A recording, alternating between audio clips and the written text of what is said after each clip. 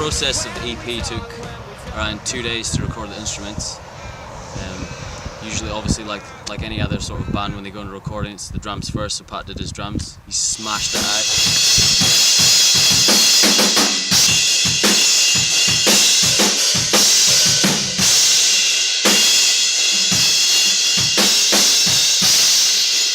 And then he came in, did his little bass parts, and then I did my guitar parts, and then I recorded all the vocals at home because we didn't have enough time and money to record everything within the space of time that we had. So I borrowed a mic of Pat and his little preamp and went into my den in my room, built a little sound booth out of a mattress and a couch, and sat there and recorded it on Pro Tools.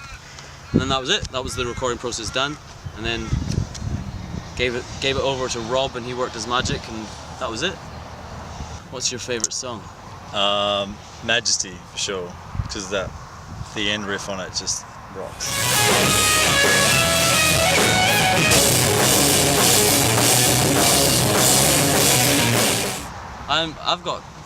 I'd say Majesty as well, and probably From the Heavens. I know you've said pick your favourite track, but they're the two ones that I find, are the best for me.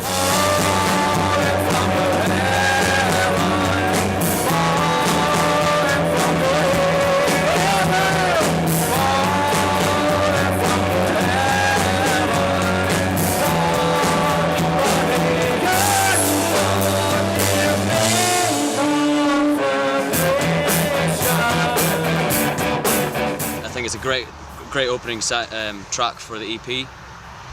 Majesty's got a good energy to it, some good hooks and good riffs and stuff like that. And then the last song on the EP, From the Heavens, has more of a progressive sort of sound to it, so it builds up into a big, I guess you call it crescendo at the end, and a big riff. And I think that's a good way to start and end the EP, so that's why I think I like them the best.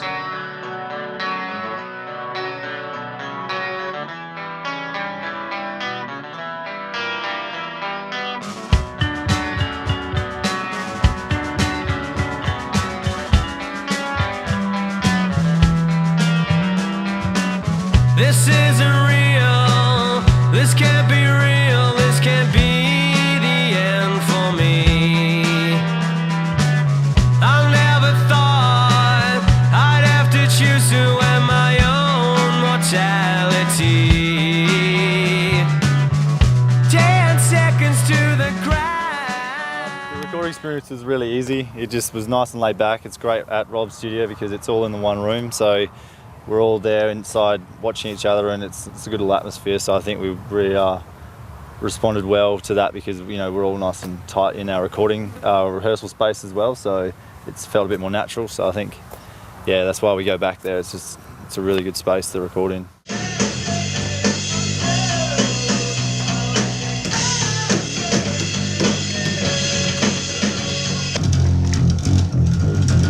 That's it. Yeah. All right. This is one note. Yeah, I know, but one note is one note. Yeah, it was really good working with Rob. He's got some really good gear in there and a nice room, so yeah, it was fun. The drum sounded pretty sweet in there as well.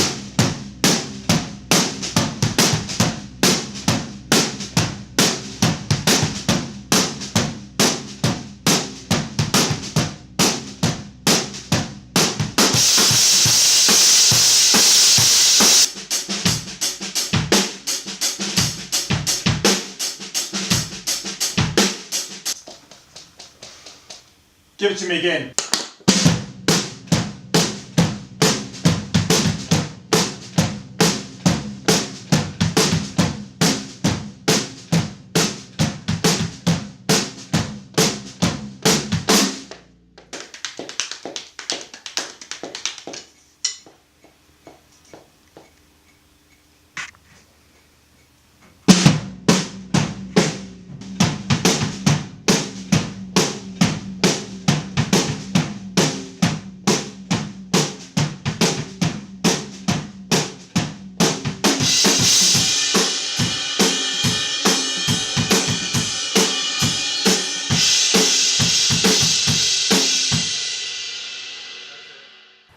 Well, I don't know.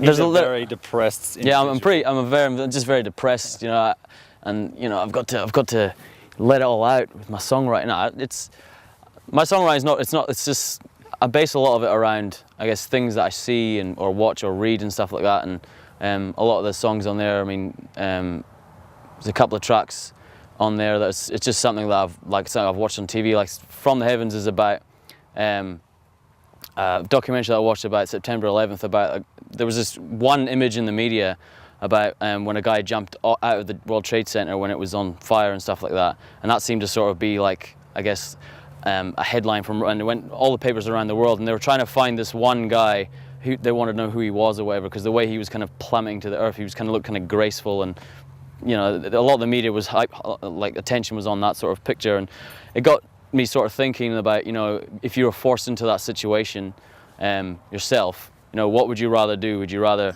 stay in a burning building, or would you rather jump? You know, in that situation, I don't know what anyone would do, but I mean, I would probably myself would rather plummet to the earth, and it's a pretty morose kind of thing to think about, but you know. Told you, he's a very dark and disturbed individual. But, you know, like in that sort of situation, it's kind of, I like to sort of place myself into these situations and kind of think what I would do in given that situation, you know, and you know, that's one of the, I guess, the inspirations for the song From the Heavens. This isn't real. This can't be real. This can't be the end for me. I never thought I'd have to choose to win my own mortality. 10 seconds to the ground. Afraid of found, or simply burning to the ground. I'm taking control. Fly away from this day.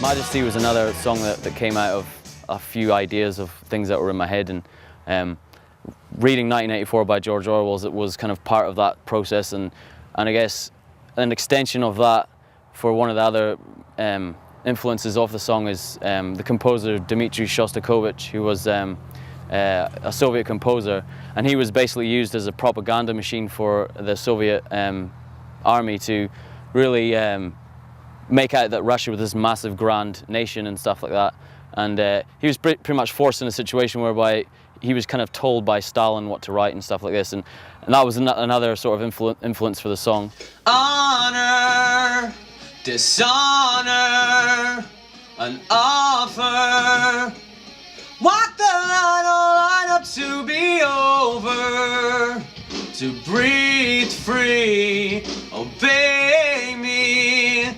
Fool a fragile nation to believe what I say and play what I want you to play.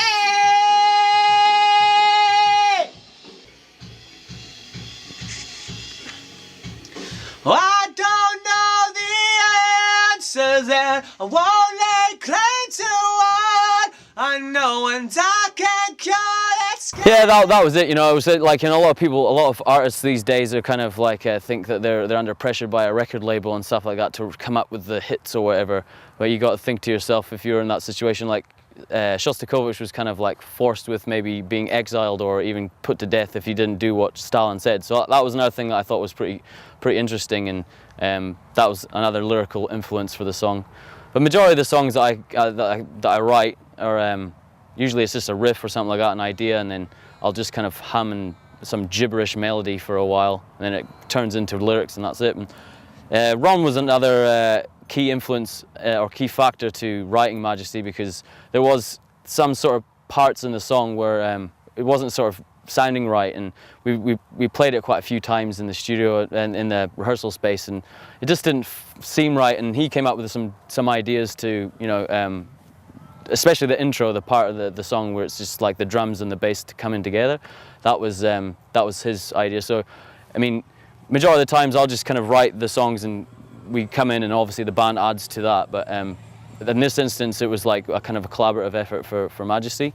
So he got a first credit on the Nevsky EP.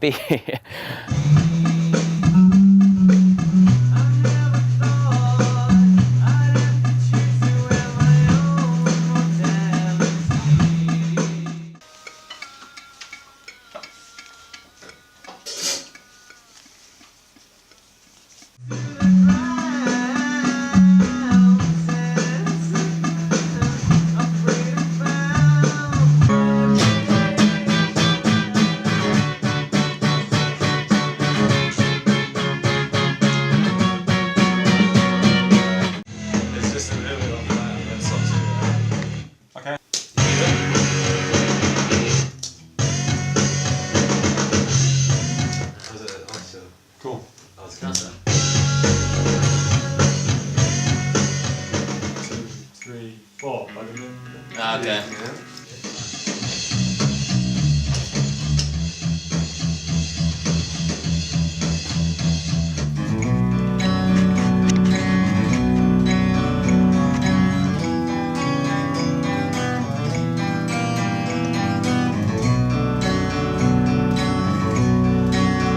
Like it comes to pre-production time. might Like, grab oh yeah, I'll put the bass line in there. We might grab the last 2 notes from a different tape, Alright. but that was pretty good. It's a good riff.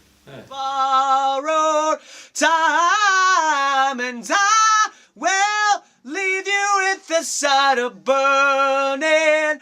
But it's to remind you, and that's it. Ultimately, you know, you want to go as far as you can. Well, you know, as far as it can go. You know, it's just obviously getting the breaks and getting the, you know, having a bit of good luck along the way, and a bit in the hard work as well. You got to work hard for it. But obviously, we'd like to start doing a few shows over east, and then trying to build up a bit of a fan base there, and then obviously trying to get a bit of airplay for the songs as well.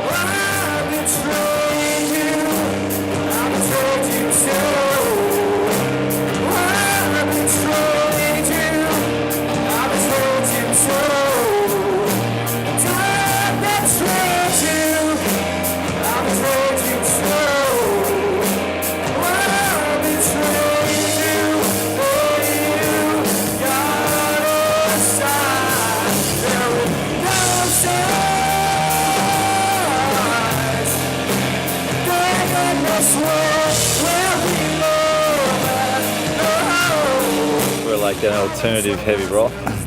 Like we do like some really, really chunky, like heavy metal type riffs, but then we've also got a good collection of slower ones that kind of like balance it out. So you got a bit of everything. I think there's always a song for someone in our stuff, and a lot of the time we can't play all of them in the same gig, but that's the idea of recording all of these now, is to try and like get as diverse as we can, to sort of try and get as big a crowd as we can, you know. So, and we enjoy playing a variety of different styles as well, because otherwise if you're stuck in that one sort of style, you're gonna get monotonous and you sound the same, and all of a sudden you don't know which songs are which. So I think our songs are very sort of diverse, and you can really have like, they've got their own distinctive parts in them. So it's good writing songs like that, because they just keep your creativity sort of sparked.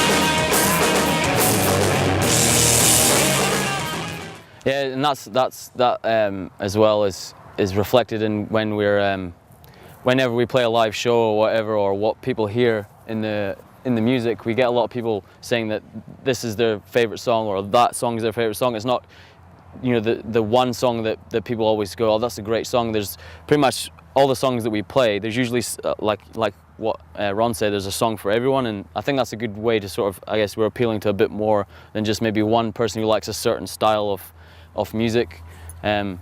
We seem to sort of appeal to quite a sort of good broad section of music lovers, which I think is a good thing, because it shows that we're not sort of staying in the one zone, and we're kind of branching ourselves off a bit.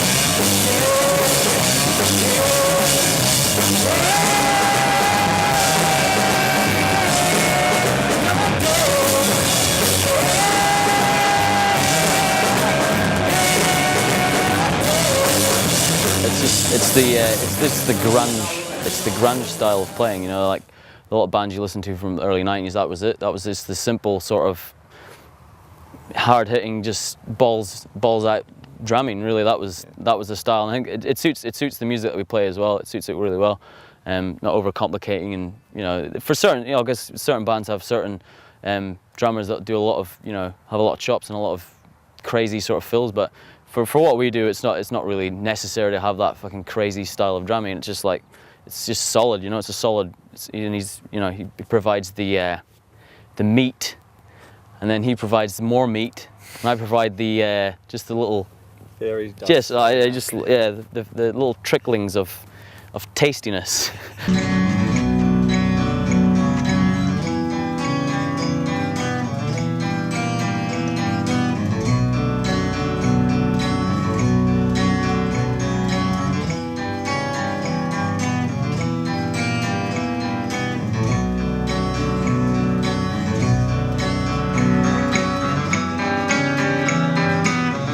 Along the way, since we've been playing, we get known by so many different types of names we've had it's like the Nevsky Prospekt, the Nevsky Project. Yeah. What was another one? There was a big one. Yeah, Project. A lot of people get mixed up with the Prospekt Project. It was like the nerdy project. The nerdy prospects or something like that, and yeah, and you know, nerdy prospect. It was getting beyond a joke, you know.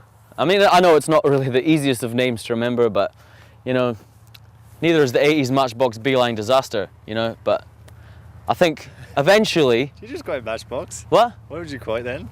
Oh, there's a band called the 80s Matchbox Beeline Disaster. Oh, I got that shit. Yeah, you gave it to me. Yeah. So, you know... Matchbox 20, like... There are some crazy names out there, so, you know, it's not too much of an obscure kind of name to call your band.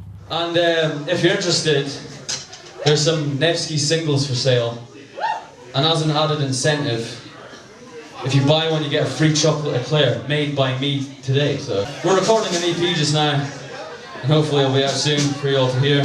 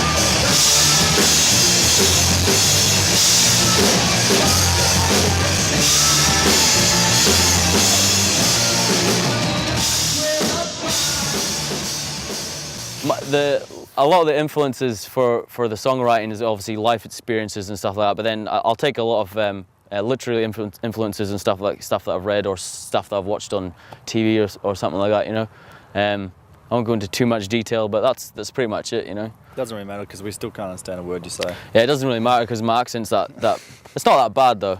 I don't speak with a really broad accent. When you sing, it's different though. Yeah. And I did teach Rob a new word in the studio, and that was vicissitudes. So that's what, you know, and he was really grateful for that, because he's going to use it in a conversation at some point, and people are going to think he's a fucking genius.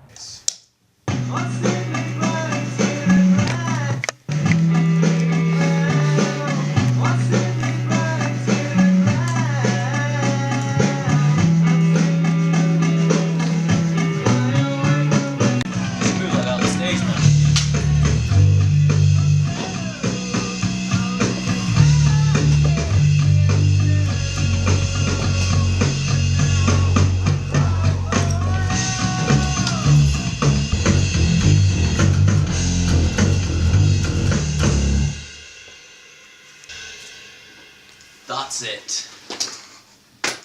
And then another thing we've got to clear up, Forest only has 1 R in it, okay?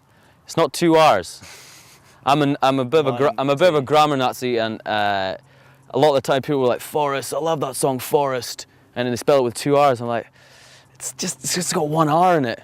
And another thing, I even taught Rob how to spell Forest, so he was grateful for that as well. So not only did he record an amazing band, he got a bit of a little education as well. You know, that's pretty cool. You never know what you're going to get when you're in the studio. Yeah, you never know what you're going to get. This is the last song. It's called Top Martian Treachery.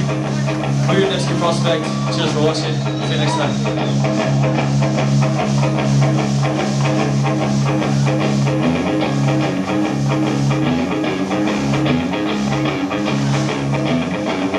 When you said that you were waiting for me, did you think that maybe one day I'd see that you're oblivious and crushing the dream?